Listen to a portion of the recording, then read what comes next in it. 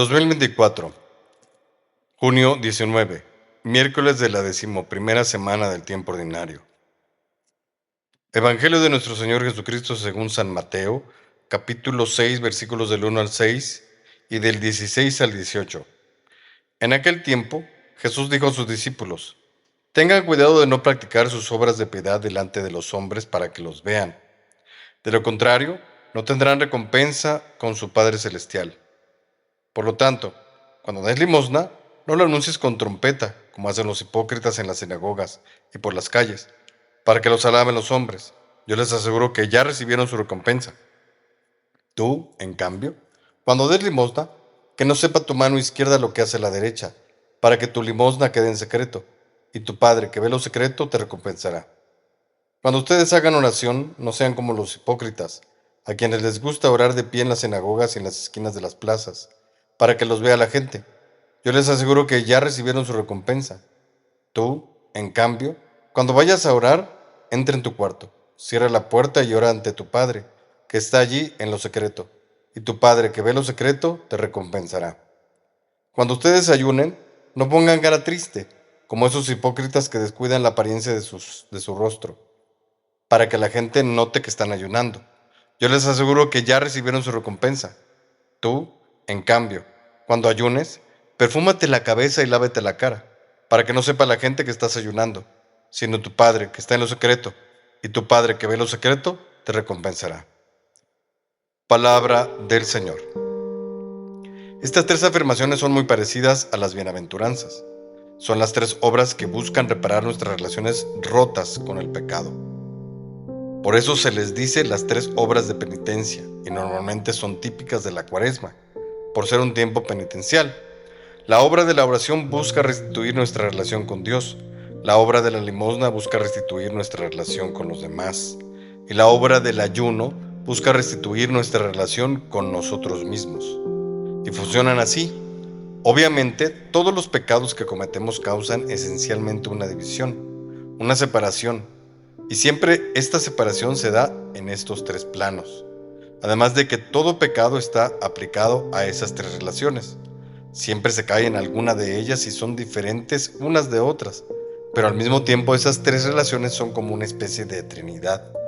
De modo que siempre que ofendemos a Dios y nos separamos de Él, vamos a ofender al prójimo y a nosotros mismos, al menos indirectamente.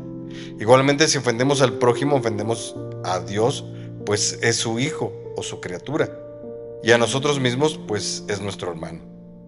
Si nos ofendemos a nosotros mismos, ofenderemos a Dios porque somos su obra y ofenderemos a la iglesia. En el numeral 11 de la Numen Gentium, así lo menciona: quienes se acercan al sacramento de la penitencia obtienen de la misericordia de Dios el perdón de la ofensa hecha a Él y al mismo tiempo se reconcilian con la iglesia, a la que hirieron pecando. Es decir, que no es verdad eso de que no pecamos cuando nosotros hacemos nuestras cositas inmorales ahí en lo oscurito y nosotros solos. Pues muchos dicen que no hacen nada malo, no hacen nada mal a nadie.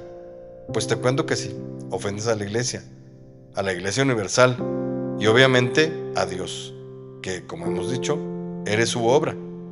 Ahora bien, está no solamente el proceso de arrepentimiento, sino también está el proceso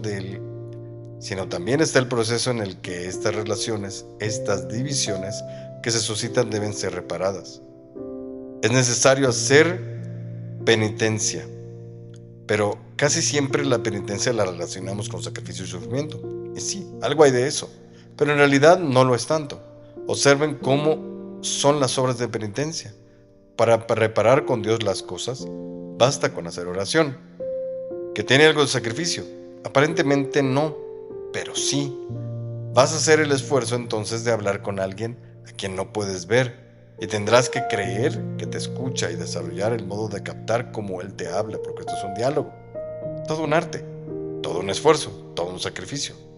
Pero al mismo tiempo, todo un placer, porque ya que consigues y comprendes la forma de hablar con Dios, la verdad es que es algo que es un gozo poder hablar con Dios.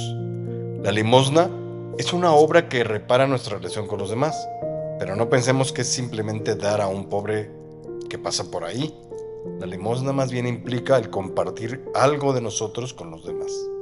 En otras palabras, el darnos a nosotros mismos.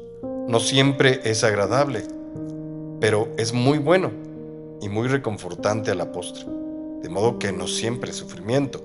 A veces es un placer el compartir con los demás. Y finalmente el ayuno, que no es simplemente dejar de comer, es, antes que nada, renunciar a algo legítimo y justo, como podría ser comer. Pero se aplica a otras formas, que al final del día lo que nos ayuden es a vencer el egoísmo que nos ha hecho pecar. Y se aplica al pecado correspondiente. Por ejemplo, si hemos caído en ser muy gruñones, y hemos gritado, y hemos lastimado, y hemos cometido injusticias, bueno, pues vamos a prescindir de algo que es justo. En este caso podría ser hablar. Hablar no tiene nada de malo. El ayuno penitencial nos exigiría dejar de hacer algo justo. Y por lo tanto, podría ser evitar hablar. Ni susurrar, ni hablar, y mucho menos gritar. Simplemente guardar silencio, inclusive cuando alguien está cometiendo una injusticia con nosotros. Aceptarla de buen corazón, en reparación proporcional a la injusticia perpetuada por nosotros.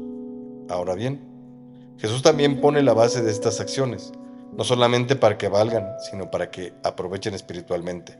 Hacerlas en la intimidad, sin necesidad de mostrarlas, sino en profunda humildad. Pero decía al principio que estas obras de penitencia se parecen a las bienaventuranzas, porque las bienaventuranzas siempre nos ofrecen primero un desafío que cumplido es una satisfacción, pero por si fuera poco, además, esto tiene una recompensa.